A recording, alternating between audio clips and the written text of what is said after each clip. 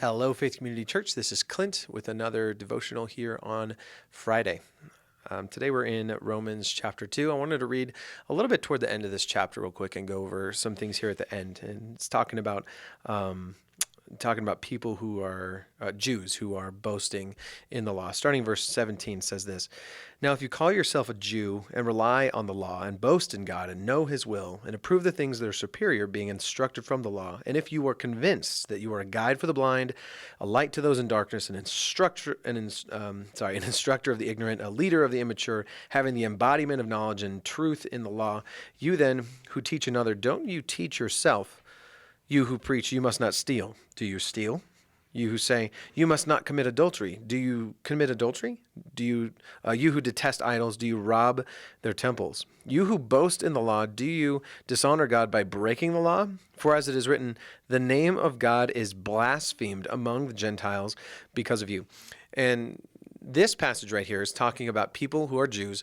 They are boasting in the fact that we have the law of Moses that was written a long time ago, and we abide by this law. And people who are Jews, in this instance, the people he's talking about, they look down on Gentiles. They look down on people who weren't raised Jews. They look down on people who weren't who didn't grow up with the law of Moses, right? And so they're boasting in that we have these rules.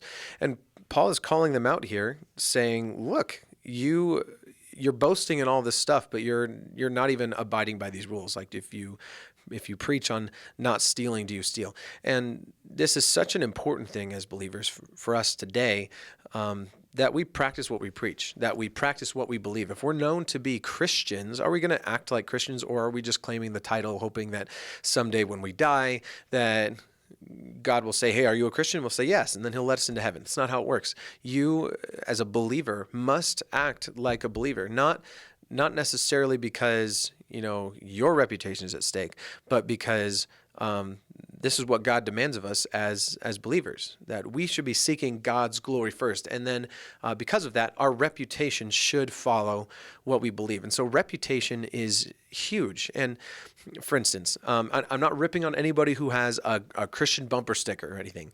But I know that, if I'm driving and in a moment of like weakness, or in a moment of just not paying attention, I cut somebody off or something like that. And this is just my philosophy personally. I'm not trying to push this on anyone else. But if I have a Christian bumper sticker on my car and I do something while I'm driving, I'm wearing my Christian faith literally on my sleeve, but on my bumper here, right? I make somebody mad while I'm driving, and now that person says this person calls themselves a Christian and they're cutting people off, they're whatever. Like, if I'm not living up to the standard of boasting in Christ, and I'm teaching it and I'm preaching it, but in my personal life, I'm not abiding by these things. This is kind of what this is talking about, that Gentiles, people who weren't Jews, are blaspheming God's name because Jews who are claiming the law are not living by the law. And so us as believers, if we're wearing that, if we're boldly proclaiming that we're believers, we are Christ followers, God is the master, he's the center of our lives, he's the core of our faith, because God's glory is the most important, then we need to be acting like that 24/7. Reputation is a huge thing. Not our reputation first, but God's reputation first, because we don't want people to blaspheme God's name because of us. So that means when we're not here at church, when we're at home, when we're driving, when we're doing other things, and we're boldly proclaiming, I'm a Christian, I'm a Bible believer, we can't be having an attitude of looking down on people who are not believers and who don't have what we have. That's not what God calls us to do. God calls us to love people, to make disciples of people, to share the good news, the gospel with people, not to put our nose in the air and walk around everywhere we go and say, I'm a Christian and you're not. That's not what we're called to do as believers. So these people are boasting in the law, the Jewish law, and he's saying, like, are you not teaching yourselves when you say these things? Are you not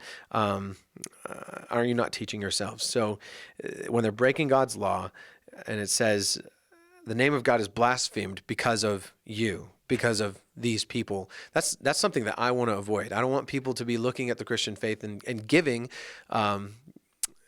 God a bad name, as it were. I mean, you can't really do that, but when people blaspheme God's name and say, wow, this person's a Christian, they claim to be a Christian, and this is how they're acting, then all of a sudden God's being blasphemed because of something that I did or something that I said.